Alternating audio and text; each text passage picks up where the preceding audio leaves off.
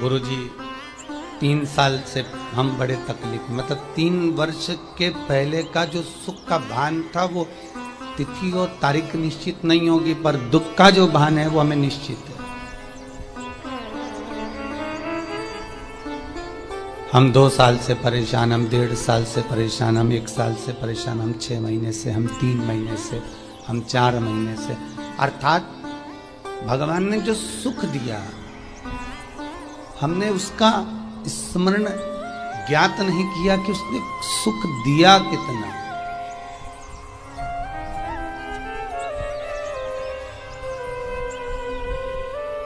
पर उसने जो दुख दिया, उसने जो तकलीफ दी, हमारे कर्मों के अनुसार हमको भोगने के लिए मृत्यु लोक में जो भेजा है, जब वो मिलना प्रारंभ हुआ तो वो घड़ी भले 2 साल का पीरियड हो, 2.5 साल का हो, 1.5 साल का हो, 1 साल का हो, वो हमें ज्ञात है।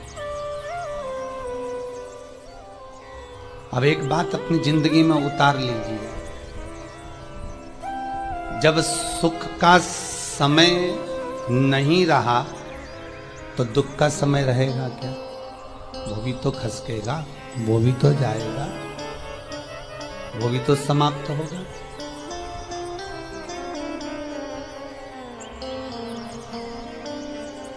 आज गल्ला मंडी से हमारी एक माता जी बहन जी आई हैं, कह रही थी गुरुजी बच्चे का संबंध करना है। अभी 2 सेकंड की बात उनसे हुई। हमने कहा इतने उपाय बताए, आपने करा नहीं क्या? गुरुजी कर लिया, पहले तो संबंध नहीं आ रहे थे, अब उपाय करने के बाद संबंध आना चालू हो गए। तो विश्वास रखना, अगर संबंध आना प्रारंभ हो गए हैं तो ज्यादा से ज्यादा 3 महीना, 3.5 महीना, 4 महीना भगवान विवाह पक्का भी करा दे। चिंता ना करिए।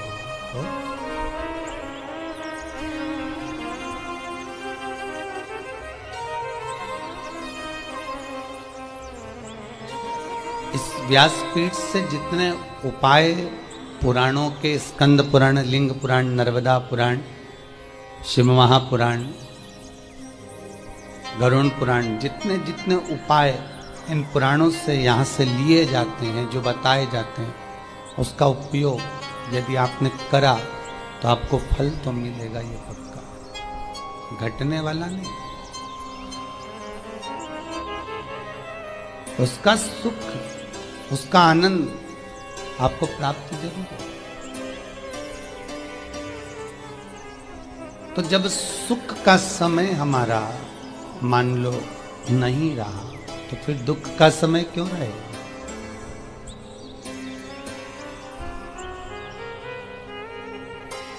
व्यक्ति जब गुलाब जामुन खाता है, रसगुल्ला खाता है, खोपरा पाक खाता है तो उसको स्वाद भरपूर आता है। पर 1 सेकंड के लिए मान लो दांत में दर्द उठ गया तो सारी गुलाब जामुन, सारा खोपरा पाक, सारी रबड़ी दरी की दरी रह जाती। 1 सेकंड का वो कष्ट, 1 सेकंड का वो दुख हमको हिला देता। क्यों आता है दुख? फिर निवेदन करूंगा, भगवान से नहीं डरना मत डरो, वेद पुराणों से नहीं डरना मत डरो, धर्म और शास्त्रों से नहीं डरना मत डरो, घर के माता पिता से नहीं डरना मत डरो, घर के बुजुर्गों से नहीं डरना मत डरो, गुरु और शिष्यों से नहीं डरना मत डरो, किसी परमात्मा से नहीं डरना मत डरो। पर शास्त्र कहता है अपने कर्मों से जरूर डरना, क्योंकि कर्म का भोग तो परमात्मा को भी भोगना पड़ता है। क्यों? दुख की घड़ी मनुष्य के जीवन में आती जरूर है। ऐसा कोई मानव इस पृथ्वी पर नहीं जन्मा जिसको दुख ना मिले।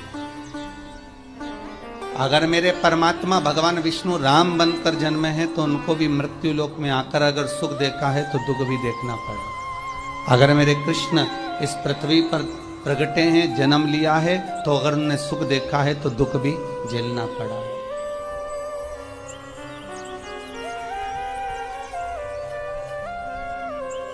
मृत्यु लोक में आने के बाद दुख की जो घड़ी है वो आने का कारण हमारे कर्मों का खेल।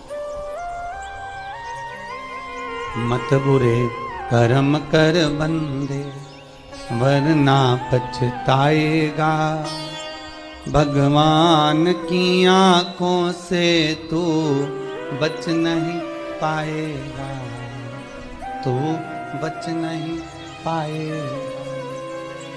कर्म का भोग भोगना है, दुख जो मिलता है वो दुख हमको ये दिखाता है कि उस दुख की घड़ी में तू कितना भटक रहा है।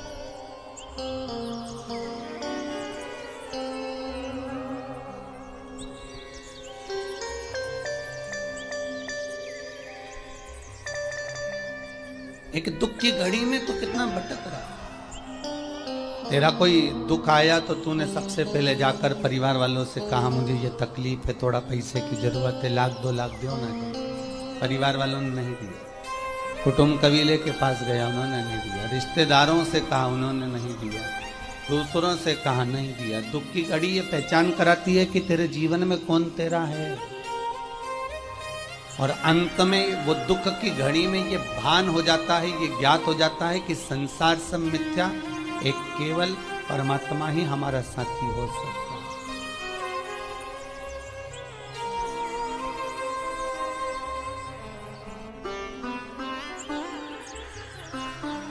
केवल एक परमात्मा साथी।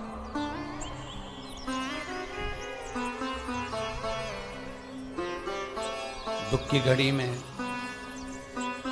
आपसे निवेदन है, अगर थोड़ा दुख भी आ जाए